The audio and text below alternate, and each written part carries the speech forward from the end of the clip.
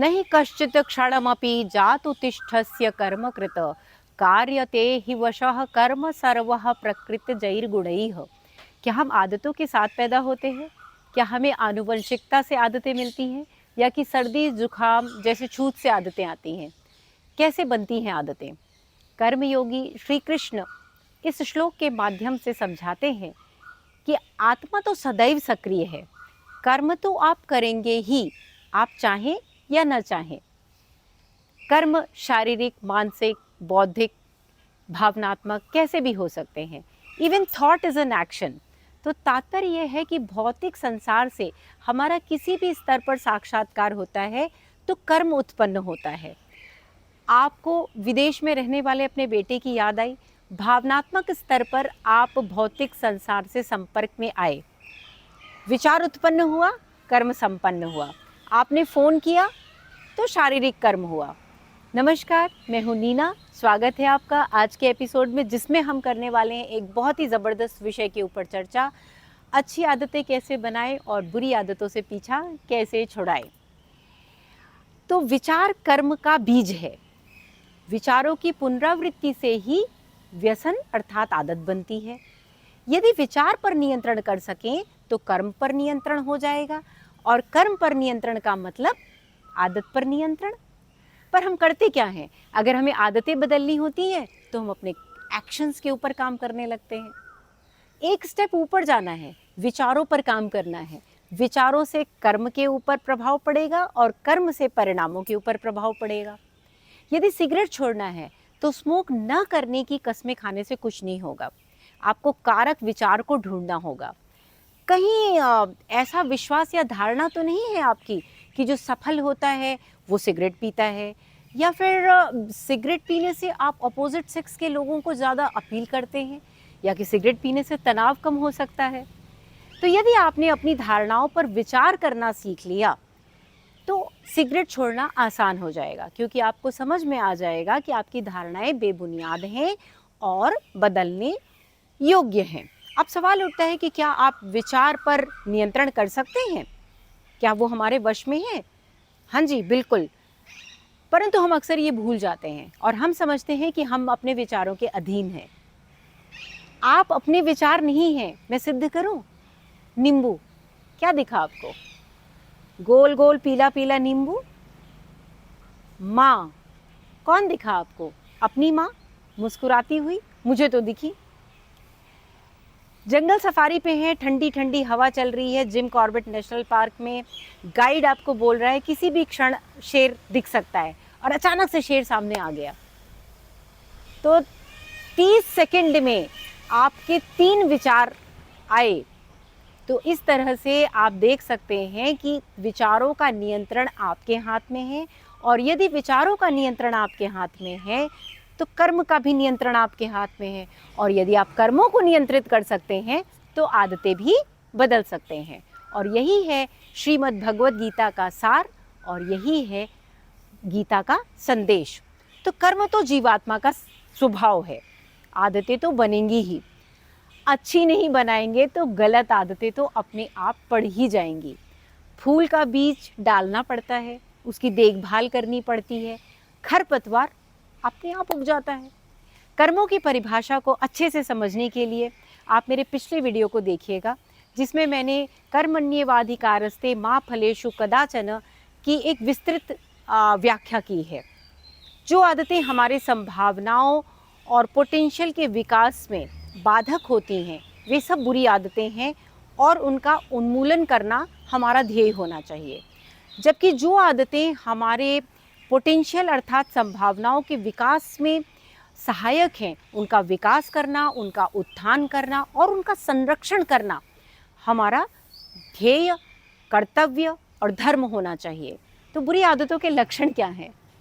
ये वे आदतें हैं जिनको करने के लिए आप सक्रिय प्रयास नहीं कर सकते, हमेशा अपने आप होती हैं। नेटफ्लिक्स पर मूवी देखना, ये आदतें हमें तनाव और आनंद देती हैं। ऑनलाइन शॉपिंग करते समय तो आनंद आता है, करने के बाद तनाव होता है। आप अक्सर इन आदतों को पीयर प्रेशर में अपनाते हैं। ड्रिंकिंग, स्मोकिंग, बहुत समय व्यर्थ होता है इनमें। गेमिंग है, सोशल मीडिया है। और अक्सर ये आदतें वे आदतें हैं जिनसे आप अपने भविष्य के निर्माण के लिए कुछ खास नहीं कर रहे होते। गप्पे मारना, चाहे प्रत्यक्ष हो या सोशल मीडिया पर हो।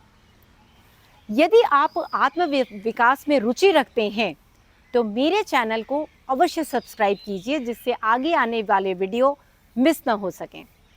यदि आप याद रख सकें कि आप अपने विचार नहीं हैं, तो आप ऐसी आदतों का निर्माण कर सकते हैं जो आपको आपकी मैक्सिमम पोटेंशियल अचीव करने में सहायक होगी।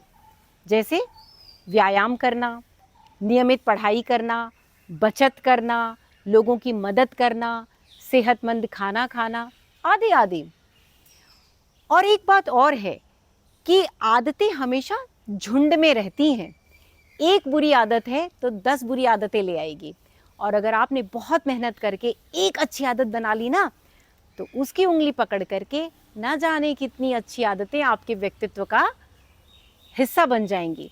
सेहतमंद खाना खाने की आदत बना लीजिए, व्यायाम आप स्वयं करने लगेंगे, ड्रिंकिंग की हैबिट कंट्रोल में आ जाएगी, स्मोकिंग भी कम हो जाएगी और शायद सुबह भी जल्दी उठने लगे। एक ही साधे सब सधे, सब साधे सब जाए, रहीमन मूल ही सींचिए, फूल ही फल ही अघाए। तो अच्छी आदतें बनाई जाती हैं, पड़ती नहीं हैं। अच्छी आदतें बनाना हमेशा मुश्किल होता है। क्यों? व्यवसायात्मिका बुद्धिरेकेह कुरुनंदन बहुशाखा ही अनंताश्च बुद्धयो व्यवसायनीम। जिनकी बुद्धि स्थिर होती है, प्रयोजन दृढ़ होता है और लक्ष्य भी एक होता है, वे सफलता पा जाते हैं। जो दृढ़ प्रतिज्ञ नहीं होते, उनकी बुद्धि प्रायः अनेक शाखाओं में विभाजित हो जाती है। Dissipation of mental and physical energy. Gita हमें आदतों को नष्ट करने का उपदेश नहीं देती, बल्कि कहती है उनको स्थानापन्न करो, करते करते कुछ और आदतें डालो। नियत कर्म करते रहो। नियतम कुरु कर्म तवम कर्म ज्यायो हि कर्मणः शरीर यात्रापि च तेन प्रसिद्धयेद कर्मणः। अपना नियत कर्म करो, क्योंकि कर्म न करने की अपेक्षा कर्म करना श्रेष्ठ है। कर्म के बिना तो शरीर का निर्वाह नहीं हो सकता। जब भी हम कोई अच्छी आदत डालने का प्रयास करते हैं तो हमारी वर्तमान आदतें बहुत ज़्यादा रेजिस्ट करती हैं। तो फिर क्या करें? कुछ मूलभूत सिद्धांत हैं, वे तो शाश्वत रहेंगे, वो बदलने नहीं हैं। पहली चीज़, कारण स्पष्टता। आपका वाई क्लियर होना चाहिए कि आप नई आदत क्यों बनाना चाहते हैं या कोई पुरानी आदत छोड़ना क्यों चाहते हैं। सेल्फ डिसिप्लिन, स्व अनुशासन, डिटर्मिनेशन, दृढ़ प्रतिज्ञ होना। अगर आप विद्यार्थी हैं तो ध्यान से सुनिएगा कि गीता क्या कहती है। नात्यश्नतस्तु योगोस्ति न चैकान्तमनस्तः न चाति स्वप्नशीलस्य जाग्रतो चैव चार्जुन युक्ताहार विहारस्य युक्तचेष्टस्य कर्मसु युक्तस्वप्नावबोधस्य योगो भवति दुःखः। सार यह है कि जो बहुत अधिक खाता है या बहुत कम खाता है, जो अधिक सोता है यह पर्याप्त नहीं सोता, वह योगी नहीं बन सकता। अर्थात उसके कर्म और लक्ष्य का योग नहीं हो सकता। जो खाने, सोने, आमोद प्रमोद तथा कर्म करने की आदतों में नियमित रहता है, वह समस्त क्लेशों से मुक्त हो सकता है, उसके सारे कार्य सिद्ध हो सकते हैं। यहाँ हम चर्चा करेंगे कुछ स्ट्रेटजीज और टेक्निक्स की जो आपको अच्छी आदतों का निर्माण करने में मदद करती हैं। उनमें मेरी पसंदीदा टेक्निक है हैबिट स्टैकिंग। अपनी रोज़मर्रा की एग्जिस्टिंग हैबिट्स के ढेर में धीरे से एक नई आदत को घुसा देना। आपको व्यायाम करने का समय नहीं मिलता है ना, पर सुबह नित्य कर्म से तो रोज फारिग होते होंगे, उसके बाद अखबार पढ़ते होंगे या व्हाट्सएप पे गुड मॉर्निंग मैसेजेस भेजते होंगे। तो अपनी इन दो एग्जिस्टिंग हैबिट्स के बीच में नित्य क्रिया करने के पश्चात और अखबार पढ़ने के बीच में 5 मिनट का समय निकालें व्यायाम के लिए। अब आप बोलेंगे अरे तो क्या हम न्यूज़पेपर पढ़ना छोड़ दें, हम सोशल मीडिया पे रहना छोड़ दें? बिल्कुल नहीं। आप उन 5 मिनटों में बस व्यायाम के बारे में सोचें, करें तो बिल्कुल नहीं।